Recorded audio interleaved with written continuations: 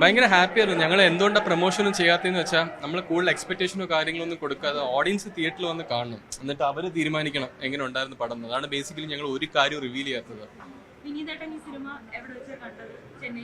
ഞാൻ വിനീത് മിക്സ് ടൈമിൽ കുറേ ഇരുന്ന് കണ്ടു. ഇന്ന് മിക്കവാറും വിനീത് UK കാണും.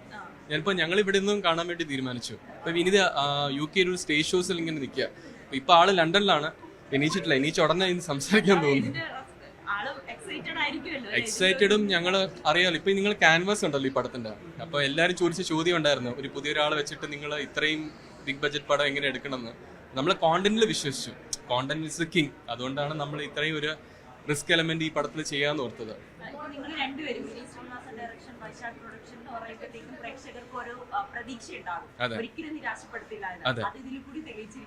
Thank you so much. കാരണം വിനീത് ആദ്യമേ പറഞ്ഞു, നമ്മൾ ഫുൾ ഈ പ്രൊഡക്ഷൻ ക്വാളിറ്റി ഉണ്ടല്ലോ, നമ്മൾ ഫുൾ ഇൻവെസ്റ്റ്മെന്റ് ഇതിന്റെ പ്രൊഡക്ഷനിലായിരിക്കണം. അവിടെ ക്വാളിറ്റി കോമ്പൻസേറ്റ്. ടെക്നീഷ്യൻസ് ആണ് ഈ പടത്തിലെ കിങ്.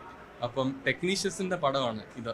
അപ്പോൾ അതുകൊണ്ട് ആദ്യമേ വിനീത് പറഞ്ഞു, നമ്മുടെ ഫുൾ സ്ട്രോങ് ടെക്നീഷ്യൻസ് വെച്ചിട്ട് നമ്മളൊരു പടം ചെയ്യാം. അപ്പോൾ എത്രത്തോളം മലയാളികൾക്ക് അത്, കാരണം ഒരു പടം നമ്മൾ എക്സാമ്പിളായിട്ട് ചെയ്തെങ്കിൽ ചിലപ്പം ബാക്കി എല്ലാവർക്കും ഒരു ചെയ്യാനൊരു ധൈര്യം കാണും. ആ ധൈര്യമാണ് നമ്മളൊന്ന് ഫ്രണ്ടിലെടുത്തത്.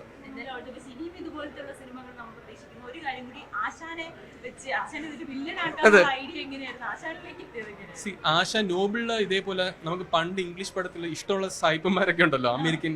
അപ്പം മലയാളികൾക്ക് ഏറ്റവും ഇഷ്ടമുള്ള സായിപ്പാരെന്ന് ചോദിച്ചാൽ ആശാനായിരിക്കും. ആശാൻ കഴിഞ്ഞിട്ടുള്ളൂ ബാക്കി. അപ്പൊ അങ്ങനെയാണ് ആശാനിലെത്തിയത്. ആശാന്റെ ഫസ്റ്റ് റിഹേഴ്സൽ തന്നെ ആശാൻ ഓക്കെ ആയിരുന്നു വിനീതിന്.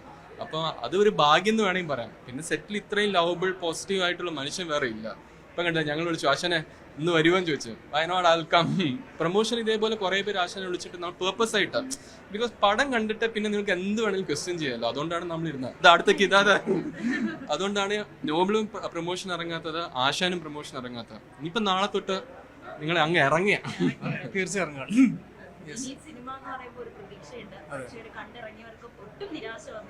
സന്തോഷം. അത് മാത്രം കേട്ടാൽ മതി. Thank you so much. ഭയങ്കര സന്തോഷമുണ്ട്. ഈ പറഞ്ഞത് എല്ലാവർക്കും കൂടി ഇന്ന് പോയി കണ്ട് ഇത് തന്നെ റെസ്പോൺസ് കിട്ടിയാൽ മതി. വേറെ അതെ തീർച്ചയായും. അതെ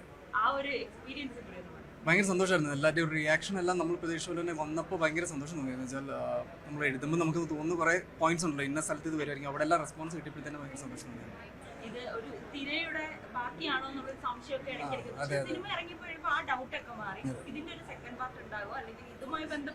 ഇതൊന്ന് കരകയറി കിട്ടട്ടെ, അത് കഴിഞ്ഞിട്ട് ചിന്തിക്കാം. Thank you so much.